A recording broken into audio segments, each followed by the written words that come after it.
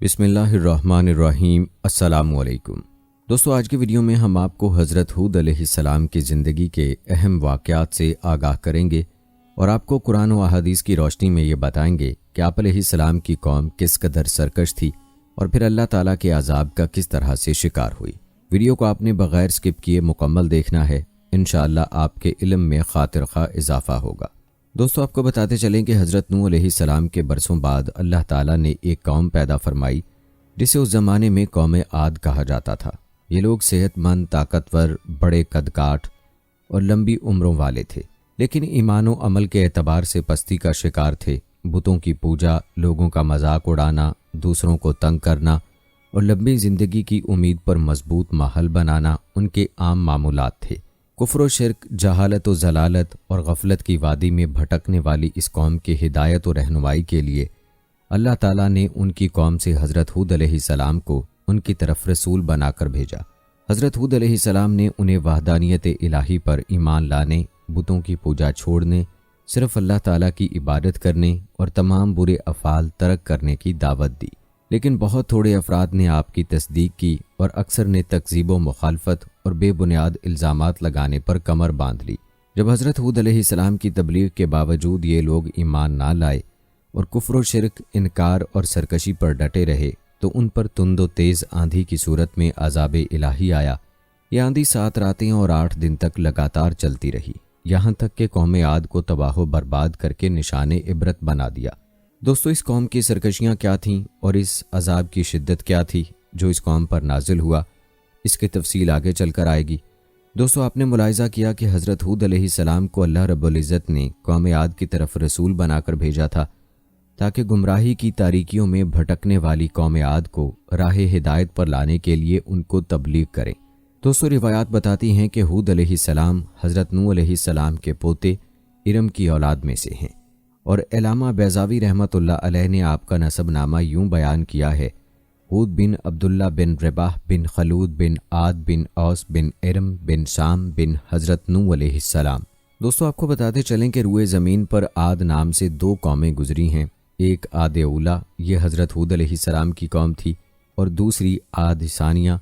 یہ حضرت صالح علیہ السلام کی قوم تھی، جو قوم سمود کے نام سے زیادہ مشہور ہے۔ ان دونوں قوموں کے درمیان تقریباً 100 برس کا فاصلہ ہے۔ دوستو، جہاں تک حضرت ہود علیہ السلام کی پیشے کی بات ہے تو روایات یہ بتاتی ہیں کہ حضرت ہود علیہ السلام نے اپنے گزر و بسر کے لیے تجارت کا پیشہ اختیار فرمایا تھا، جیسا کہ سیدنا عبداللہ بن عباس رضی اللہ تعالی عنہ سے روایت ہے کہ سیدنا ہود علیہ السلام تاجر تھے۔ اس لیے کہا جاتا ہے کہ تجارت سنت انبیاء علیہ السلام ہے، اور سچا تاجر قیامت کے دن انبیاء کرام علیہ السلام کے ساتھ ہوگا، جیسا کہ حدیث نبی صلی اللہ علیہ وآلہ وسلم میں ارشاد ہے کہ سچا اور امانت دار تاجر قیامت کے روز انبیاء، صدیقین اور شہداء کے ساتھ ہوگا۔ دوستو، حضرت عبداللہ بن عباس رضی اللہ تعالی عنہ سے روایت ہے کہ سفر حج کے دوران جب رسول اللہ صلی اللہ علیہ وآلہ وسلم وادی اصفہان سے گزرے تو سیدنا صدیق اکبر رضی اللہ تعالی عنہ سے پوچھا کہ یہ کون سی وادی ہے۔ سیدنا صدیق اکبر رضی اللہ تعالی عنہ نے عرض کی کہ یہ وادی اصفہان ہے۔ حضور نبی کریم صلی اللہ علیہ وآلہ وسلم نے ارشاد فرمایا کہ یہیں سے حضرت ہود علیہ السلام اور حضرت صالح علیہ السلام ایسی جوان سرخ اونٹنیوں پر سوار ہو کر گزرے تھے جن کی نکیل کھجور کی چھال سے بنی ہوئی تھی، اور ان کے اپنے لباس تہبند اور اونی چادریں تھیں، اور وہ تلبیہ کہتے ہوئے بیت العتیق یعنی خانہ کعبہ کا حج کرنے جا رہے تھے۔ دوستو، روایات بتاتی ہیں کہ حضرت ہود علیہ السلام امانت داری، مخلصی اور توکل جیسے بڑے اور اعلیٰ اوصاف کے مالک تھے۔ حضرت ہود علیہ السلام قوم عاد میں ایک امانت دار شخص کی حیثیت سے معروف تھے، اسی لیے جب قوم کے سامنے آپ نے اپنی رسالت کا اعلان فرمایا تو اپنی شان امانت داری کو بھی بطور خاص ذکر فرمایا۔ اس حوالے سے قرآن کریم کی سورہ شعراء میں ارشاد باری تعالیٰ ہے: بے شک میں تمہارے لیے امانت دار رسول بن کر آیا ہوں۔ دوستو، امانت داری حقیقت میں تمام انبیاء کرام علیہ السلام کا بنیادی وصف اور پسندیدہ انسانی صفات میں سے ہے۔ انبیاء کرام علیہ السلام خود بھی امانت دار ہوتے تھے اور اپنی امتوں کو بھی اس کا درس دیتے تھے۔ امانت کا لفظ بہت وسیع ہے، اس میں مالی امانت بھی داخل ہے، وحی الہی کی امانت بھی شامل ہے، اور اپنی ذمہ داریوں کو صحیح طریقے سے پورا کرنا بھی داخل ہے، اور دوسروں کو ذمہ داری دیتے ہوئے اہلیت و معیار کو پیش نظر رکھنا بھی شامل ہے۔ روایات بتاتی ہیں کہ سیدنا ہود علیہ السلام انتہائی مخلص اور ہر معاملے میں محض رضائے الہی کے طلبگار تھے، اسی لیے تبلیغ رسالت کے فرائض انجام دہی میں قوم کو واضح کر دیا کہ میں تم سے اس تبلیغ پر کچھ اجرت نہیں مانگتا، کیونکہ میرا اجر تو اسی کے ذمے پر ہے جو تمام جہانوں کا رب ہے۔ اس واقعے کو قرآن کریم کی سورہ شعراء میں ان الفاظ کے ساتھ بیان کیا گیا ہے، اور میں تم میں سے اس تبلیغ حق پر کوئی معاوضہ نہیں مانگتا، میرا اجر تو فقط تمام جہانوں کے رب کے ذمے ہے۔ دوستو، حضرت ہود علیہ السلام اللہ تعالیٰ پر توکل کے اعلیٰ مقام پر فائز تھے۔ تبلیغ رسالت میں آپ اپنی طاقتور اور ظالم و جابر قوم سے بالکل خوف زدہ نہ ہوئے اور ان سے صاف صاف فرما دیا کہ میں اللہ تعالیٰ پر بھروسہ رکھتا ہوں جو میرا اور تمہارا رب ہے، اور بے شک میرا رب سیدھے راستے پر چلنے والوں کو ملتا ہے۔ دوستو، اس واقعے کو قرآن کریم کی سورہ ہود میں ان الفاظ کے ساتھ بیان کیا گیا: بے شک میں نے اللہ پر توکل کر لیا ہے جو میرا بھی رب ہے اور تمہارا بھی رب ہے، کوئی چلنے والا جاندار ایسا نہیں مگر وہ اسے اس کی چوٹی سے پکڑے ہوئے ہے، یعنی مکمل طور پر اس کے قبضہ قدرت میں ہے۔ بے شک میرا رب حق و عدل میں سیدھی راہ پر چلنے سے ملتا ہے۔ دوستو، یہ تھا مختصر تعارف اور تذکرہ حضرت ہود علیہ السلام کا۔ آئیے اب قوم عاد کا پس منظر آپ کو بتاتے ہیں۔ روایات بتاتی ہیں کہ طوفان نوح ختم ہونے کے بعد حضرت نوح علیہ السلام اور کشتی میں سوار دیگر مسلمان جودی پہاڑ پر اترے اور قریبی علاقے میں ایک بستی قائم کر کے اس میں رہنا شروع کر دیا۔ یہاں صرف حضرت نوح علیہ السلام کی اولاد کا سلسلہ آگے بڑھا، جبکہ بقیہ مسلمانوں سے کوئی نسل آگے نہیں چلی۔ اللہ تعالیٰ نے اولاد نوح علیہ السلام میں برکت دی اور گزرتے وقت کے ساتھ ساتھ آپ کی نسل مبارک میں اضافہ ہوتا گیا۔ جب ان کی تعداد بڑھی تو یہ مختلف قوموں اور قبیلوں میں تقسیم ہو کر دور دراز علاقوں میں پھیل گئے۔ انہی میں سے ایک قبیلہ جنوب کی جانب متوجہ ہوا اور جزیرہ عرب کے جنوبی طرف یمن کے ریتلے ٹیلے والے علاقے احقاف میں قیام پذیر ہو گیا۔ یہ قبیلہ اپنے والد عاد یا بادشاہ عاد کی نسبت سے قوم عاد کے نام سے معروف ہوا۔ روایات بتاتی ہیں کہ قوم عاد پر اللہ تعالیٰ کے بڑے انعامات تھے۔ اللہ تعالیٰ نے قوم عاد کو سلطنت دی اور بدنی قوت بھی وافر عطا فرمائی۔ شداد ابن عاد جیسا بڑا بادشاہ انہی میں سے ہوا، اور جسمانی اعتبار سے یہ لوگ انتہائی صحت مند، قوی و توانا، بہت لمبے قد والے اور بڑے بھاری ڈیل ڈول والے تھے۔ ان کے قد کاٹ سے متعلق قرآن کریم کی سورہ الفجر میں ارشاد باری تعالیٰ ہے: جو اہل ارم تھے اور بڑے بڑے ستونوں کی طرح دراز قد اور اونچے محلات والے تھے، جن کا مثل دنیا کے ملکوں میں کوئی بھی پیدا نہیں کیا گیا۔ دوستو، معروف واقعہ ہے کہ عاد کے ایک بیٹے شداد نے دنیا پر بادشاہت کی اور روئے زمین کے تمام بادشاہ اس کے فرما بردار ہوئے۔ اس نے جنت کا ذکر سن کر سرکشی کے طور پر دنیا میں جنت بنانی چاہی اور اس ارادے سے ایک بہت بڑا شہر بنایا، جس کے محل سونے اور چاندی کی اینٹوں سے تعمیر کیے گئے۔ یاقوت اور دیگر جواہرات کے ستون اس کی عمارتوں میں نصب ہوئے اور انہی سے فرش بنائے گئے۔ سنگریزوں کی جگہ آبدار موتی بچھائے گئے۔ ہر محل کے گرد جواہرات پر نہریں جاری کی گئیں اور طرح طرح کے درخت حسن و تزئین کے ساتھ لگائے گئے۔ جب یہ شہر مکمل ہوا تو شداد بادشاہ اپنے اعیان سلطنت کے ساتھ اس کی طرف روانہ ہوا۔ ابھی یہ لوگ اس شہر سے ایک منزل یعنی تقریباً 18 میل فاصلے کی دوری پر تھے کہ آسمان سے ایک ہولناک آواز آئی جس سے یہ سب ہلاک ہو گئے۔ روایات میں آتا ہے کہ حضرت امیر معاویہ رضی اللہ تعالیٰ عنہ کے عہد میں حضرت عبداللہ بن کلابہ رضی اللہ تعالیٰ عنہ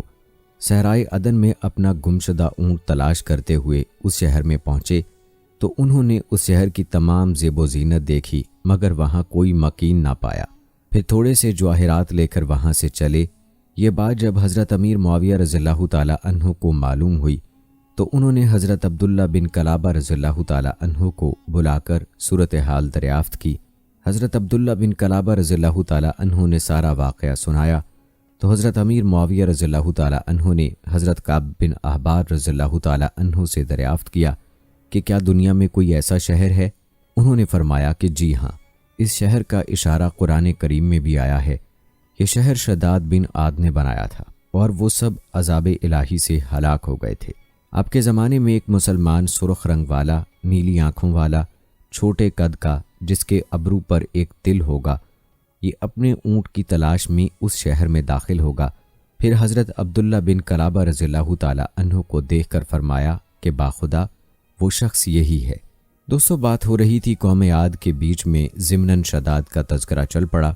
کہ جس کا تعلق اسی قوم عاد سے تھا۔ روایات بتاتی ہیں کہ نعمتوں کی بہتات کے سبب قوم عاد بڑی خوشحال اور آرام دہ زندگی بسر کر رہی تھی، لیکن ان میں کفر و شرک اور فسق و فجور کی وبا پھیلی ہوئی تھی۔ یہ لوگ توحید الہی، عبادت خداوندی اور اطاعت رسول چھوڑ کر مختلف ناموں سے موسوم اپنے ہی تراشیدہ بتوں کی پوجا میں مشغول تھے۔ اس کے علاوہ یہ سرے راہ چھوٹی چھوٹی عمارتیں بناتے، ان پر بیٹھ کر لوگوں سے چھیڑخانی اور مذاق و مسخری کرتے اور زندگی کی موج مستیوں سے لطف اندوز ہونے کے لیے مضبوط ماحول تعمیر کرتے تھے۔ ان کے طرز عمل سے یہ لگتا تھا کہ جیسے انہیں کبھی مرنا ہی نہیں بلکہ ہمیشہ زندہ رہنا ہے۔ دوستو، روایات سے یہ بات معلوم ہوتی ہے کہ طوفان نوح کے برسوں بعد سب سے پہلے قوم عاد نے توحید و رسالت اور ایمان و ہدایت سے دوری اختیار کی اور ایک عرصے تک بت پرستی، کفر و شرک، گمراہی و سرکشی، فسق و فجور اور غفلت و جہالت میں مبتلا رہے۔ ان کی ہدایت و رہنمائی کے لیے اللہ تعالیٰ نے انہی کی قوم سے حضرت ہود علیہ السلام کو اپنا رسول بنا کر بھیجا۔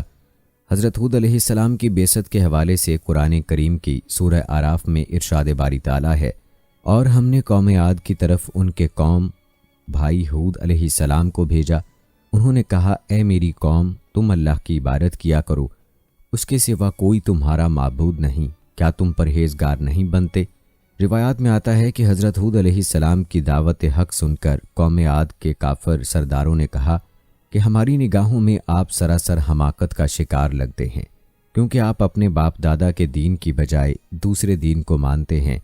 اور ہم آپ کے دعوی رسالت کو سچا نہیں سمجھتے۔ دوستو، اس واقعے کو قرآن کریم کی سورہ اعراف میں ان الفاظ کے ساتھ بیان کیا گیا ہے، ان کی قوم کے سرداروں اور رئیسوں نے جو کفر یعنی دعوت حق کی مخالفت و مزاحمت کر رہے تھے، کہا، اے ہود، بے شک ہم تمہیں حماقت میں مبتلا دیکھتے ہیں اور بے شک ہم تمہیں جھوٹے لوگوں میں گمان کرتے ہیں۔ روایات بتاتی ہیں کہ سرداران کفار کے بے ادبانہ جواب کے مقابلے میں حضرت ہود علیہ السلام نے بڑے تحمل سے جواب دیا کہ اے میری قوم، میں ہرگز بھٹکا ہوا نہیں، کیونکہ میں تو تمام جہانوں کے پروردگار کا بھیجا ہوا رسول ہوں، اور رسول انتہائی کامل عقل والے ہوتے ہیں۔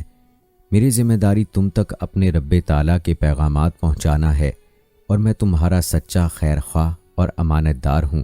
لہٰذا کسی غلط فہمی میں مت پڑو۔ دوستو، اس واقعے کو قرآن کریم کی سورہ اعراف میں ان الفاظ کے ساتھ یوں بیان کیا گیا ہے،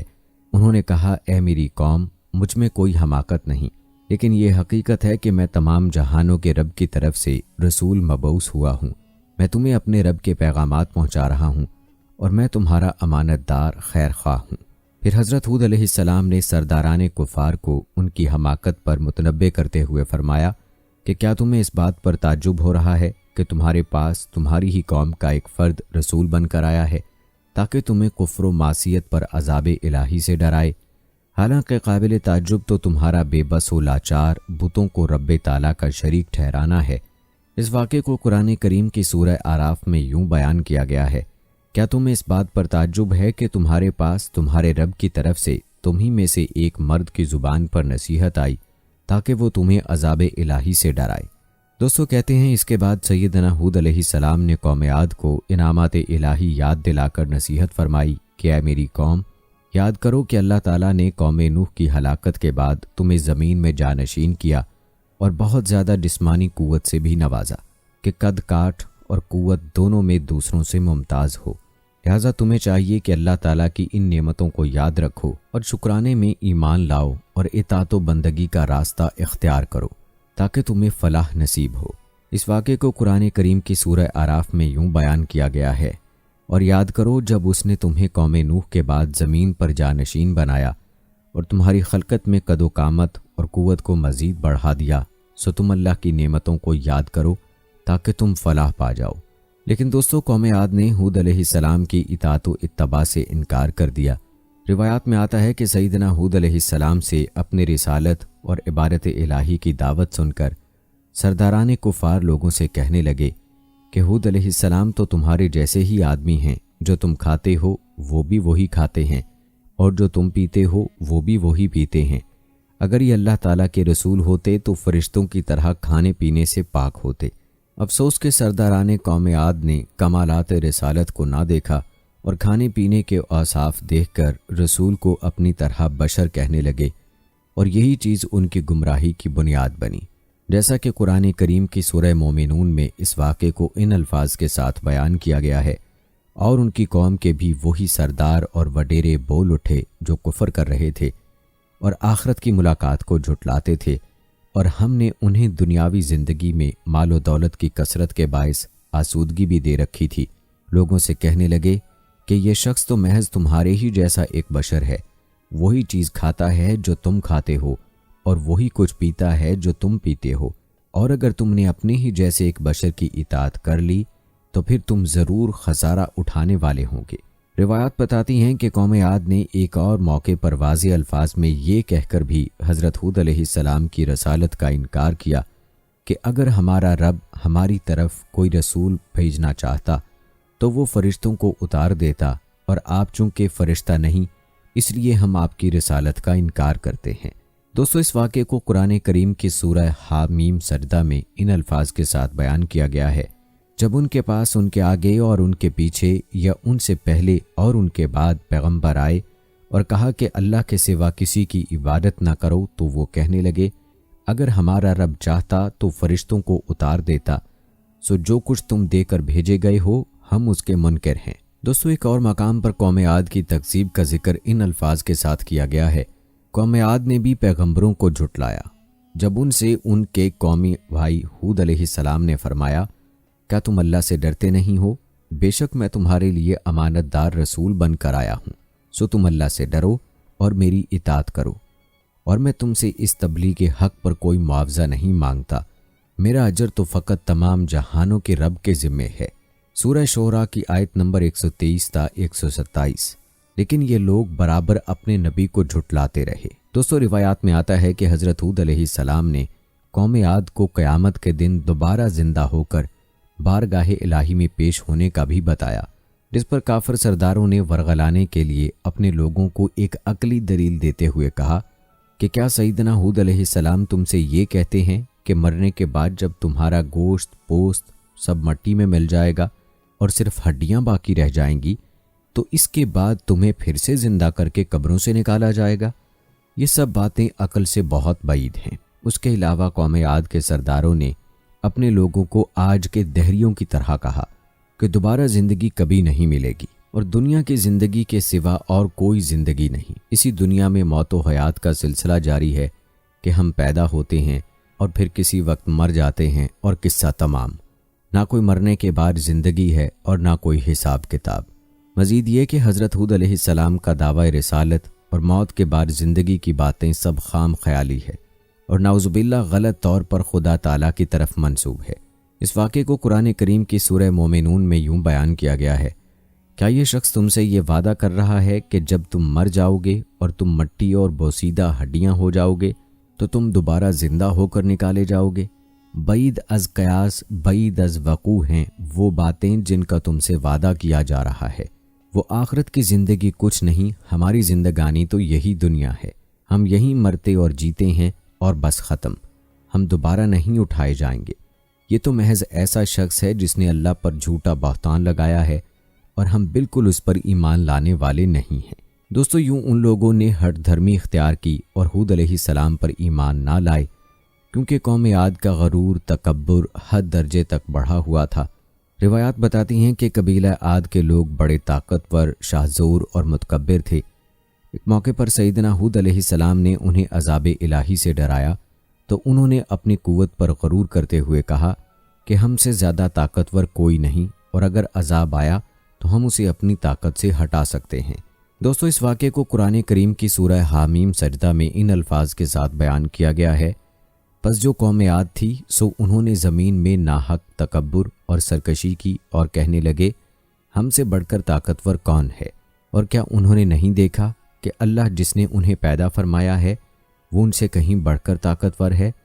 اور وہ ہماری آیتوں کا انکار کرتے رہے۔ دوستو، روایات میں آتا ہے کہ قوم عاد نے حضرت ہود علیہ السلام کی نصیحتوں کے جواب میں ہٹ دھرمی کا مظاہرہ کرتے ہوئے ایک موقع پر کہا کہ آپ کی ہمیں نصیحت کرنا نہ کرنا دونوں برابر ہیں، ہم ہرگز آپ کی بات نہ مانیں گے اور نہ ہی دعوت حق قبول کریں گے، اور جن چیزوں کا آپ ہمیں خوف دلا رہے ہیں یہ پہلے لوگوں کی باتیں ہیں، وہ بھی ایسی ہی باتیں کرتے تھے۔ ہمارے اعمال و عادات پر دنیا میں نہ تو ہمیں عذاب دیا جائے گا، نہ مرنے کے بعد ہمیں اٹھنا ہے، اور نہ آخرت میں کوئی حساب دینا ہے۔ دوستو، اس واقعے کو قرآن کریم کی سورہ شعراء میں ان الفاظ کے ساتھ بیان کیا گیا ہے، وہ بولے ہمارے حق میں برابر ہے، خواہ تم نصیحت کرو یا نصیحت کرنے والوں میں نہ بنو، ہم نہیں مانیں گے۔ یہ اور کچھ نہیں مگر صرف پہلے لوگوں کی عادات و اطوار ہیں جنہیں ہم چھوڑ نہیں سکتے اور ہم پر عذاب نہیں کیا جائے گا۔ دوستو، ظلم کی انتہا ملاحظہ فرمائی کہ قوم عاد نے اپنے شرک اور بت پرستی کے جواز میں اللہ تعالیٰ پر ہی شرک کی اجازت بلکہ حکم دینے کا بہتان لگا دیا کہ نعوذ باللہ رب تعالیٰ نے اپنے شریک بنائے ہیں اور ہم اسی کے حکم سے ان بتوں کی عبادت کرتے ہیں۔ اس کا رد کرتے ہوئے حضرت ہود علیہ السلام نے پہلے اپنی قوم کو وحدانیت الہی کا اقرار اور عبادت الہی کرنے کی دعوت دی، پھر فرمایا کہ شرک و بت پرستی کے جواز پر تمہارا یہ قول اللہ تعالیٰ پر صریح بہتان ہے۔ اللہ تعالیٰ نے نہ تو کسی کو اپنا شریک بنایا ہے اور نہ ہی اپنے علاوہ کسی اور کی عبادت کا حکم دیا ہے۔ اس واقعے کو قرآن کریم کی سورہ ہود میں یوں بیان کیا گیا ہے، اور ہم نے قوم عاد کی طرف ان کے بھائی ہود علیہ السلام کو بھیجا، انہوں نے کہا اے میری قوم، اللہ کی عبادت کرو، اس کے سوا تمہارے لیے کوئی معبود نہیں، تم اللہ پر شریک رکھنے کا محض بہتان باندھنے والے ہو۔ البتہ دوستو، حضرت ہود علیہ السلام اپنی قوم کو واعظ و نصیحت کرتے رہے۔ ایک موقع پر حضرت ہود علیہ السلام نے اپنی قوم سے فرمایا کہ بے شک مجھے ڈر ہے کہ تمہارے شرک اور توحید سے منہ موڑنے کی وجہ سے کہیں تم پر ایک بڑے دن کا عذاب نہ آ جائے۔ اگر تم اسے بچنا چاہتے ہو تو اللہ تعالیٰ کی وحدانیت پر ایمان لے آؤ اور صرف اسی کی عبادت کرو۔ اس واقعے کو قرآن کریم کی سورہ احقاف میں یوں بیان کیا گیا ہے، اور اے حبیب، آپ قوم عاد کے بھائی ہود علیہ السلام کا ذکر کیجئے جب انہوں نے عمان اور مہرہ کے درمیان یمن کی ایک وادی احقاف میں اپنی قوم کو اعمال بد کے نتائج سے ڈرایا۔ حالانکہ اس سے پہلے اور اس کے بعد بھی کئی ڈرانے والے پیغمبر گزر چکے تھے کہ تم اللہ کے سوا کسی اور کی پرستش نہ کرنا، مجھے ڈر ہے کہ کہیں تم پر بڑے ہولناک دن کا عذاب نہ آ جائے۔ لیکن حضرت ہود علیہ السلام کی نصیحت کے جواب میں قوم عاد نے کہا کہ اے ہود علیہ السلام، کیا آپ ہمارے پاس اس لیے آئے ہو کہ ہم سے ہمارے بتوں کی پوجا چھڑا کر ہمیں اپنے دین کی طرف پھیر لو؟ ایسا تو ہرگز نہیں ہو سکتا۔ ہاں، آپ نے جس عذاب کی ہمیں وعید سنائی ہے، اگر آپ سچے ہیں تو ہم پر وہ عذاب لے آئیں۔ دوستو، اس واقعے کو قرآن کریم کی سورہ احقاف میں یوں بیان کیا گیا ہے، وہ کہنے لگے کہ کیا آپ ہمارے پاس اس لیے آئے ہیں کہ ہمیں ہمارے معبودوں سے برگشتہ کر دیں؟ پس وہ عذاب لے آئیں جس سے ہمیں ڈرا رہے ہیں، اگر آپ سچوں میں سے ہیں۔ اس کے جواب میں سیدنا ہود علیہ السلام نے قوم عاد سے فرمایا کہ عذاب اترنے کا علم تو صرف اللہ تعالیٰ ہی کو ہے اور وہی اس کے مقررہ وقت پر نازل فرمائے گا۔ میری ذمہ داری یہ ہے کہ احکام الہی تم تک پہنچا دوں، اس کے باوجود تم عذاب کا مطالبہ کر رہے ہو تو میرے حساب سے تم جاہل لوگ ہو کہ مجھ سے اپنی مصیبت و عذاب کا مطالبہ کر رہے ہو۔ دوستو، اس واقعے کو قرآن کریم کی سورہ احقاف میں یوں بیان کیا گیا ہے، انہوں نے کہا کہ اس عذاب کے وقت کا علم تو اللہ ہی کے پاس ہے اور میں تمہیں وہی احکام پہنچا رہا ہوں جو میں دے کر بھیجا گیا ہوں، لیکن میں تمہیں دیکھ رہا ہوں کہ تم جاہل لوگ ہو۔ روایات بتاتی ہیں کہ قوم عاد کے مطالبے پر حضرت ہود علیہ السلام نے فرمایا کہ اس میں کوئی شک نہیں کہ تمہاری سرکشی کی وجہ سے اللہ تعالیٰ کا غضب و عذاب تم پر لازم ہو گیا ہے اور یہ کسی بھی وقت نازل ہو جائے گا، اور جہاں تک بتوں کے بارے میں تمہارا مجھ سے بحث کرنے کا تعلق ہے تو اس کی حقیقت صرف اتنی ہے کہ تم مجھ سے ان ناموں کے بارے میں جھگڑتے ہو جو تم نے اور تمہارے باپ دادا نے اپنے بتوں کے لیے رکھ لیے اور انہیں معبود مان کر ان کی پوجا شروع کر دی، حالانکہ ان کی کوئی حقیقت نہیں اور ان کے معبود ہونے پر اللہ تعالیٰ نے کوئی دلیل نہیں اتاری۔ لہٰذا اگر تم نہیں مانتے تو عذاب الہی کا انتظار کرو، اور میں بھی منتظر ہوں کہ کب تم پر عذاب نازل ہوتا ہے۔ دوستو، جب قوم عاد نے حضرت ہود علیہ السلام کی دعوت قبول کرنے سے انکار کر کے کفر و شرک اور گناہوں پر اصرار کو ترجیح دی تو اس کی سزا میں اللہ تعالیٰ نے ان کی سرزمین پر 3 سال تک بارش روک دی، جس سے شدید قحط پڑ گیا اور اللہ تعالیٰ نے ان کی عورتوں کو بانجھ کر دیا۔ جب اس صورتحال سے یہ لوگ پریشان ہوئے تو حضرت ہود علیہ السلام نے ان سے فرمایا کہ اگر تم اللہ تعالیٰ پر ایمان لے آؤ، میری رسالت کی تصدیق کرو، اللہ تعالیٰ سے اپنے گناہوں سے سچی توبہ کرو اور اسی سے مغفرت اور نجات طلب کرو، تو اس کی برکت سے اللہ تعالیٰ موسلا دھار بارش بھیج کر تمہاری زمینوں کو سرسبز و شاداب کر دے گا، تمہاری قوت میں اضافہ فرمائے گا اور تمہیں اولاد بھی عطا فرمائے گا، اور اگر تم نے ایسا نہ کیا تو تم تباہ و برباد ہو جاؤ گے۔ لہٰذا میری نصیحت مان لو اور اس سے منہ پھیر کر اپنے جرموں پر قائم نہ رہو۔ دوستو، اس واقعے کو قرآن کریم کی سورہ ہود میں یوں بیان کیا گیا ہے، اور اے لوگو، تم اپنے رب سے گناہوں کی بخشش مانگو، پھر اس کی جناب میں صدق کے دل سے رجوع کرو، وہ تم پر آسمان سے موسلا دھار بارش بھیجے گا اور تمہاری قوت پر قوت بڑھائے گا، اور تم مجرم بنتے ہوئے اس سے روگردانی نہ کرنا۔ روایات بتاتی ہیں کہ قوم عاد نے حضرت ہود علیہ السلام کی نصیحت قبول نہ کی اور خود ساختہ معبودوں سے متعلق اپنا نظریہ بیان کیا، جس پر سیدنا ہود علیہ السلام نے ان باطل معبودوں سے بیزاری اور برات کا اظہار فرمایا۔ اس واقعے کو قرآن کریم کی سورہ ہود میں یوں بیان کیا گیا ہے، بے شک میں نے اللہ پر توکل کر لیا ہے، جو میرا بھی رب ہے اور تمہارا بھی رب ہے، کوئی چلنے والا جاندار ایسا نہیں مگر وہ اسے اس کی چوٹی سے پکڑے ہوئے ہے، یعنی مکمل طور پر اس کے قبضہ قدرت میں ہے۔ بے شک میرا رب حق و عدل میں سیدھی راہ پر چلنے سے ملتا ہے۔ دوستو، یہ حضرت ہود علیہ السلام کی قوت ایمانی، اللہ تعالیٰ پر توکل اور خدائی حفاظت کی برکت تھی کہ آپ نے بالکل بے خوف ہو کر ایک ایسی قوم سے یہ کلمات فرمائے جو قوت و طاقت اور زور و ہمت والی تھی، لیکن اپنی تمام تر عداوت و قوت کے باوجود حضرت ہود علیہ السلام کو ذرا بھر بھی کوئی تکلیف یا نقصان نہ پہنچا سکی۔ دوستو، یہ تھا تذکرہ قوم عاد کی ہٹ دھرمی اور ان کے تکبر و غرور کا۔ اب تذکرہ کرتے ہیں حضرت ہود علیہ السلام کی قوم عاد کے خلاف دعا اور اس کی قبولیت کا۔ روایات بتاتی ہیں کہ حضرت ہود علیہ السلام کی تمام تر کوششوں کے باوجود قوم عاد کے چند افراد ہی آپ پر ایمان لائے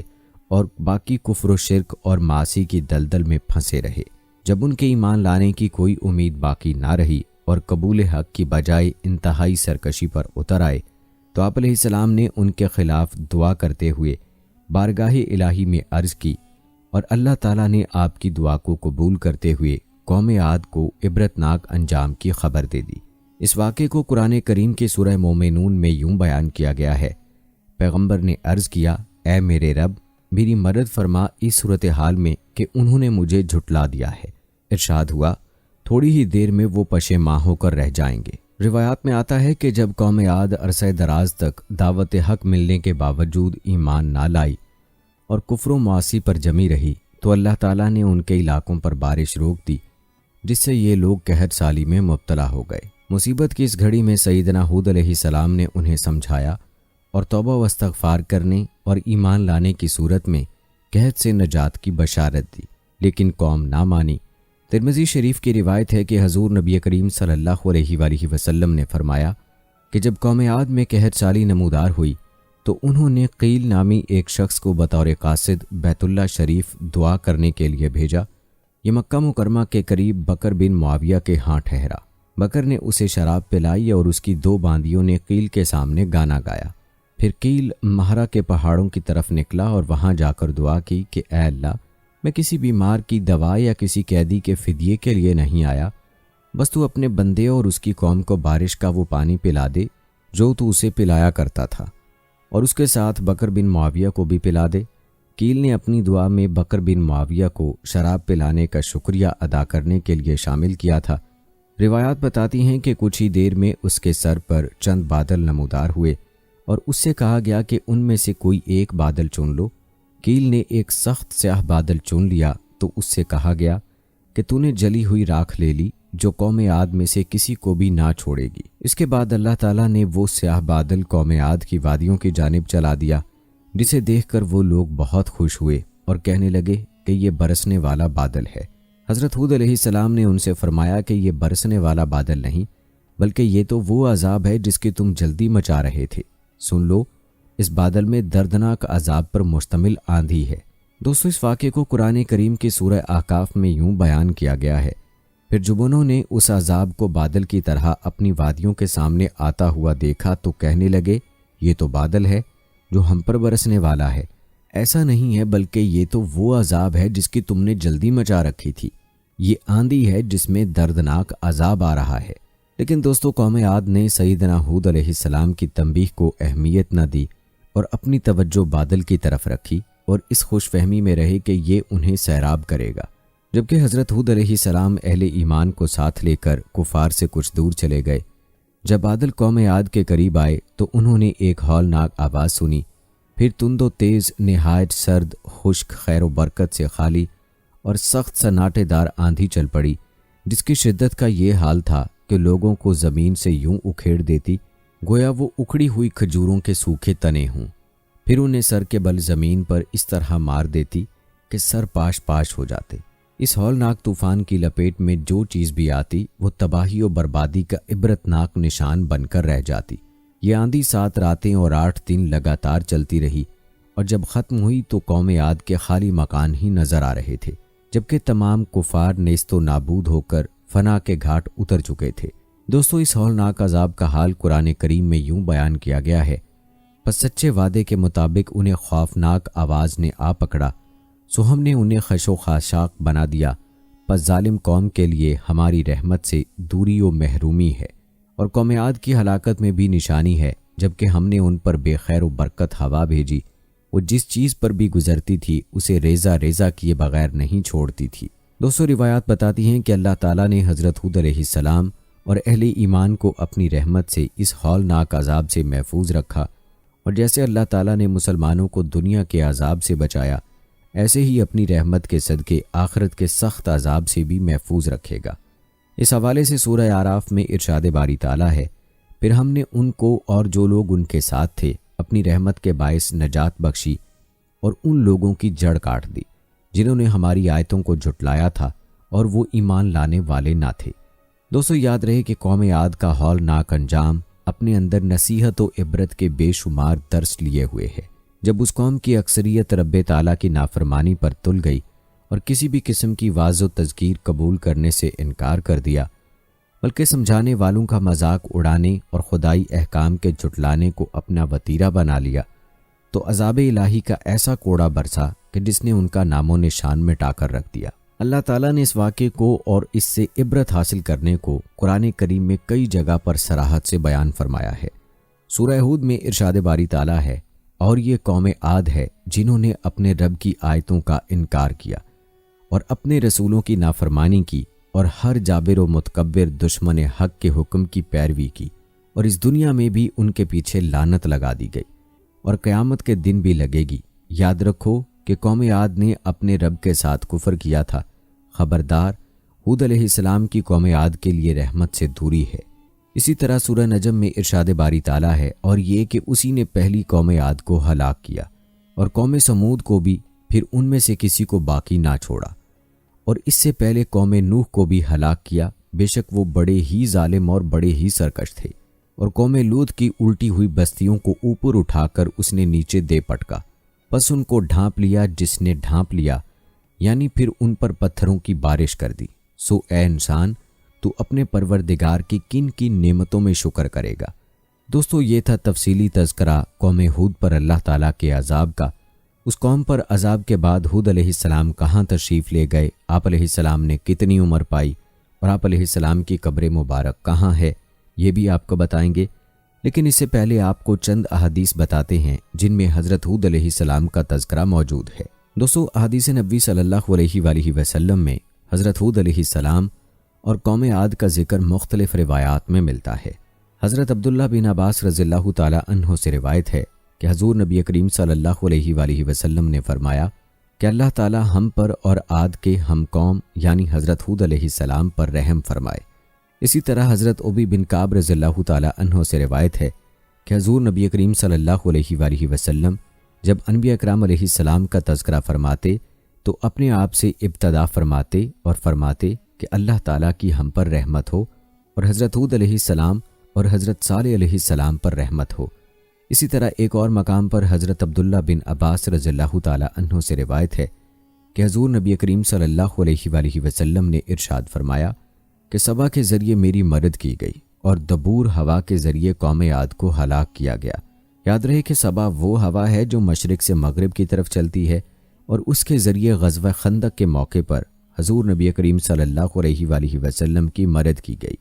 جبکہ دبور وہ ہوا ہے جو مغرب سے مشرق کی طرف چلتی ہے۔ دوستو، ایک اور روایت ام المومنین سیدہ عائشہ صدیقہ رضی اللہ تعالی عنہا سے یوں منقول ہے کہ جب حضور نبی کریم صلی اللہ علیہ وآلہ وسلم بادل یا آندھی کو دیکھتے تو چہرہ مبارک پر خوف کے آثار دکھائی دیتے۔ میں نے عرض کیا کہ یا رسول اللہ صلی اللہ علیہ وآلہ وسلم، لوگ بادل کو دیکھ کر خوش ہوتے ہیں کہ اس میں بارش ہوگی، جبکہ میں نے آپ صلی اللہ علیہ وآلہ وسلم کو دیکھا ہے کہ بادل کو دیکھ کر آپ صلی اللہ علیہ وآلہ وسلم کے چہرہ انور کے آثار تبدیل ہو جاتے ہیں۔ حضور نبی کریم صلی اللہ علیہ وآلہ وسلم نے ارشاد فرمایا کہ اے عائشہ، میں اس بات سے بے خوف نہیں ہوں کہ اس بادل میں عذاب ہو۔ ایک قوم کو آندھی کا عذاب دیا گیا اور ایک قوم نے عذاب دیکھ کر کہا تھا کہ یہ ہمیں بارش دینے والا بادل ہے۔ اسی طرح ایک اور روایت میں ہے کہ جب تیز ہوا چلتی تو حضور صلی اللہ علیہ وآلہ وسلم عرض کرتے کہ یا اللہ، میں تجھ سے ہوا کی خیر اور جو اس ہوا میں ہے اس کی خیر، اور جس چیز کے ساتھ یہ ہوا بھیجی گئی ہے اس کی خیر مانگتا ہوں،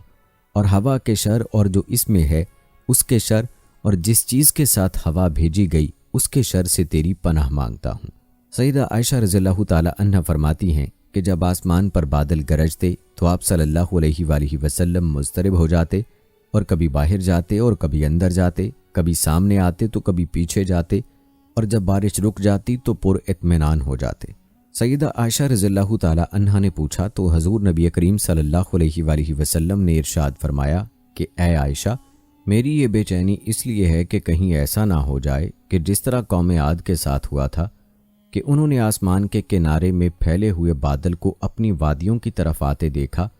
اور کہا کہ یہ ہمیں بارش دینے والا بادل ہے،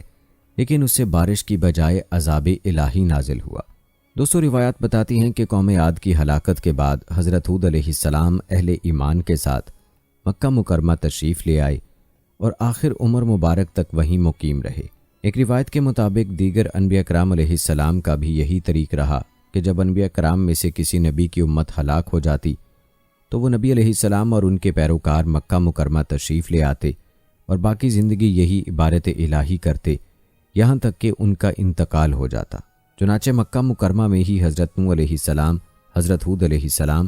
حضرت صالح علیہ السلام اور حضرت شعیب علیہ السلام کا وصال پاک ہوا،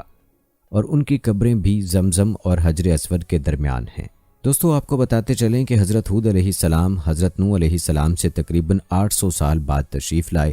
اور آپ ہی کی شریعت پر تھے۔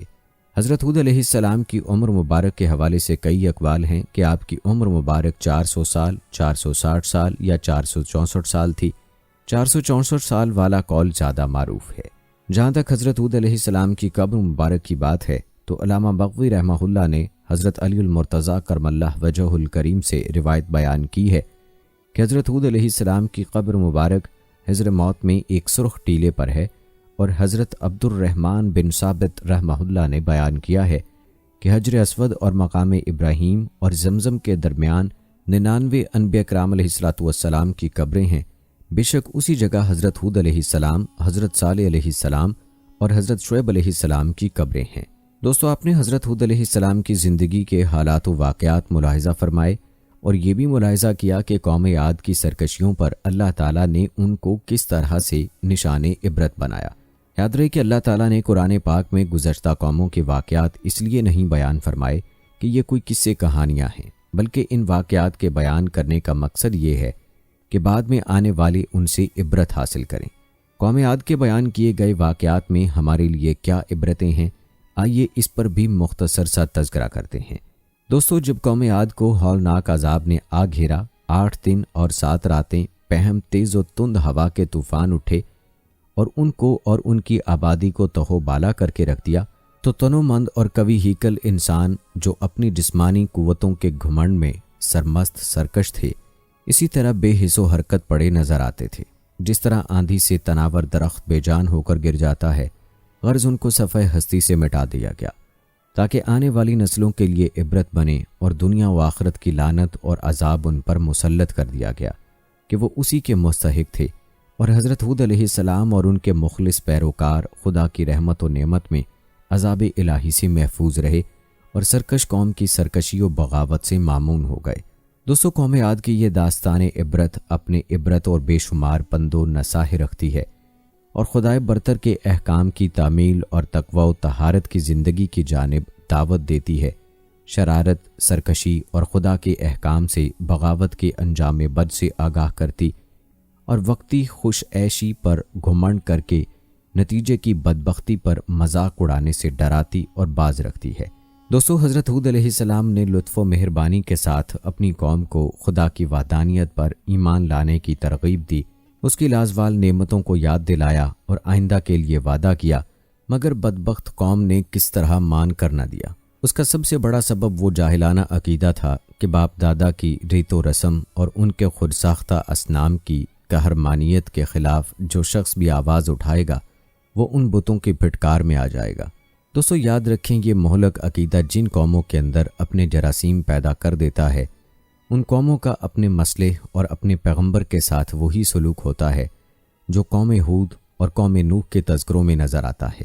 اگر غور کیا جائے تو گزشتہ قوموں میں اپنے مصلحین اور انبیاء صادقین کے خلاف قوموں کا بغض و عناد اسی ایک عقیدے پر مبنی رہا ہے کہ ہمارے باپ دادا کی ریت و رسم اور ان کے خود ساختہ اصنام کی قہرمانیت کے خلاف کیوں کچھ کہا جاتا ہے۔ یونان کے مشہور حکیم سقراط کو زہر کا پیالہ اسی لیے پینا پڑا کہ وہ اپنی قوم کے معبودان باطل کی قہرمانیت کا کیوں انکار کرتا اور ان کو کس لیے ان کے غلبہ و اقتدار کا مخالف بناتا ہے۔ پس یہ جرثومہ اقوام کی روحانی زندگی کے لیے ہمیشہ تباہ کن اور ان کی فلاح و سعادت ابدی کے لیے ہلاکت آفریں رہا۔ دوستو، حضرت ہود علیہ السلام اور دیگر انبیاء علیہ السلام کی یہ سنت بہترین اسوہ ہے کہ تبلیغ و پیغام حق کی راہ میں بدی کا بدلہ نیکی سے دیا جائے اور تلخی کا جواب شیریں کلامی سے پورا کیا جائے۔ البتہ مبلغ ان کی بد کرداری اور مسلسل سرکشی پر اللہ تعالیٰ کے بنائے ہوئے قانون، جزائے عمل یا پاداش عمل کو ضرور یاد دلائے اور آنے والے انجام بد پر یقیناً ان کو تنبیہ کرے اور یہ حقیقت بار بار سامنے لائے کہ جب کوئی قوم اجتماعی سرکشی، ظلم اور بغاوت پر آمادہ ہو جاتی ہے اور اس پر پہم اصرار کرتی رہتی ہے تو پھر خدائے تعالیٰ کا قہر و غضب اس کو صفحہ عالم سے مٹا دیا کرتا ہے اور اس کی جگہ دوسری قوم لے لیتی ہے۔ چنانچہ یہ قوم نوح اور قوم ہود اس کی عبرت آموز مثالیں ہیں۔ دوستو، آج اگر ہم اپنے معاشرے میں دیکھیں تو ہمارے معاشرے میں وہ تمام برائیاں موجود ہیں جو کہ گزشتہ قوموں میں پائی جاتی تھیں، لیکن یہ اللہ تعالیٰ کی ہم پر کرم نوازی ہے اور ہمارے پیارے آقا صلی اللہ علیہ وآلہ وسلم کی دعاؤں کا ثمرہ ہے کہ اللہ تعالیٰ ہم پر اجتماعی عذاب نازل نہیں فرما رہے، لیکن ان واقعات سے ہمیں سبق حاصل کرنے کی ضرورت ہے کہ کہیں ایسا نہ ہو کہ ہم بھی اللہ تعالیٰ کے غیظ و غضب کو دعوت دے بیٹھیں اور اللہ کا عذاب ہم پر نہ نازل ہو جائے۔ دوستو، یاد رکھیں، دنیا میں تو ہم نبی کریم صلی اللہ علیہ وآلہ وسلم کی دعاؤں کی وجہ سے اللہ کی طرف سے اجتماعی عذاب سے محفوظ ہیں، لیکن آخر میں اللہ کا عذاب ایسے لوگوں کو اپنی گرفت میں لازمی لے گا جو اللہ تعالیٰ کی نافرمانیاں کر رہے ہیں اور سرکشی کر رہے ہیں۔ اللہ تعالیٰ کی نافرمانیاں کرنے والے ہر انسان کو چاہیے کہ وہ قرآن پاک کے ان واقعات سے عبرت حاصل کرے۔ دوستو، حدیث میں آتا ہے کہ حضرت ابو بکر صدیق رضی اللہ تعالیٰ عنہ نے نبی کریم صلی اللہ علیہ وآلہ وسلم سے عرض کیا، میں دیکھتا ہوں کہ آپ صلی اللہ علیہ وآلہ وسلم بوڑھے ہوتے جا رہے ہیں، اس کی کیا وجہ ہے؟ جواب میں حضور صلی اللہ علیہ وآلہ وسلم نے فرمایا، مجھ کو سورہ ہود اور اس کی ہم مضمون صورتوں نے بوڑھا کر دیا ہے۔ آج بادل آتے ہیں تو ہم خوشی سے جھوم جاتے ہیں، ہمیں یہ خوف ہی نہیں ہوتا کہ اس میں اللہ کا عذاب بھی ہو سکتا ہے۔ ایک تابعی کی روایت ہے کہ حضرت انس رضی اللہ تعالیٰ عنہ کے زمانے میں ایک کالی آندھی آئی تو میں ان کی خدمت میں حاضر ہوا اور پوچھا کہ اے ابو حمزہ، کیا ایسی کالی اور اندھیری آندھیاں رسول اللہ صلی اللہ علیہ وآلہ وسلم کے زمانے میں بھی آپ لوگوں پر آتی تھیں؟ انہوں نے فرمایا، اللہ کی پناہ، وہاں تو یہ حال تھا کہ ذرا ہوا تیز ہو جاتی تو ہم قیامت کے خوف سے مسجد کی طرف دوڑ پڑتے تھے۔ اس غفلت اور نادانی میں فرد میں مبتلا ہوتا ہے جب وہ دیکھتا ہے کہ نافرمانیاں کیے چلا جا رہا ہے اور اس کی کوئی پکڑ نہیں ہوتی، بلکہ بعض اوقات نافرمانیوں کی راہ ہموار ہوتی چلی جاتی ہے، اور یہ کسی فرد کے لیے انتہائی بدبختی کی علامت ہے۔ دوستو، سورہ بنی اسرائیل آیت نمبر 83 میں ارشاد ہوا ہے، انسان کا حال یہ ہے کہ جب ہم اس کو نعمت عطا کرتے ہیں تو وہ اینٹتا اور پیٹھ موڑ لیتا ہے، اور جب ذرا مصیبت سے دوچار ہوتا ہے تو مایوس ہونے لگتا ہے۔ मतलब ये ہے کہ انسان سمجھتا ہے کہ یہ سب کچھ اسے اس کی اہلیت کی وجہ سے ملا ہے اور اس کا حق یہی ہے کہ یہ سب کچھ اس کو ملے، اور پھر وہ اللہ تعالیٰ کی اطاعت و بندگی سے منہ موڑتا ہے اور اس کے آگے جھکنے کو اپنی توہین سمجھتا ہے۔ سورہ ہود کی آیت نمبر 10 اور 11 میں ارشاد ہوا ہے، اگر کبھی ہم انسان کو اپنی رحمت سے نوازنے کے بعد پھر اس سے محروم کر دیتے ہیں تو وہ مایوس ہوتا ہے اور ناشکری کرنے لگتا ہے، اور اگر اس مصیبت کے بعد جو اس پر آئی تھی ہم اسے نعمت کا مزہ چکھاتے ہیں تو وہ کہتا ہے میرے تو سارے دل ادر پار ہو گئے، پھر وہ پھولا نہیں سماتا اور اکڑنے لگتا ہے۔ دوستو، ہمیں چاہیے کہ ان قرآنی واقعات سے عبرت حاصل کریں اور اللہ کی نافرمانیوں سے بچیں۔ اللہ تعالیٰ سے دعا ہے کہ اللہ تعالیٰ ہمیں دنیا و آخرت کے ہر طرح کے عذاب سے محفوظ رکھے، آمین۔ دوستو، یہ تھی ہماری آج کی ویڈیو۔ کمنٹ سیکشن میں اپنی رائے کا اظہار ضرور کریں اور بتائیں کہ آپ اگلی ویڈیو کون سے ٹاپک پر دیکھنا چاہتے ہیں۔ آپ کی قیمتی رائے ہمارے لیے بہت اہمیت رکھتی ہے۔ جانے سے پہلے ویڈیو کو شیئر ضرور کریں۔ اگر آپ نے ابھی تک ہمارا چینل سبسکرائب نہیں کیا ہے تو ابھی کر لیں، ساتھ میں بیل نوٹیفیکیشن کو بھی ضرور آن کر لیں تاکہ لیٹسٹ اپلوڈ ہونے والی ویڈیوز کا نوٹیفیکیشن آپ کو بر وقت ملتا رہے۔ مجھے اگلی ویڈیو تک اجازت دیں، فی امان اللہ۔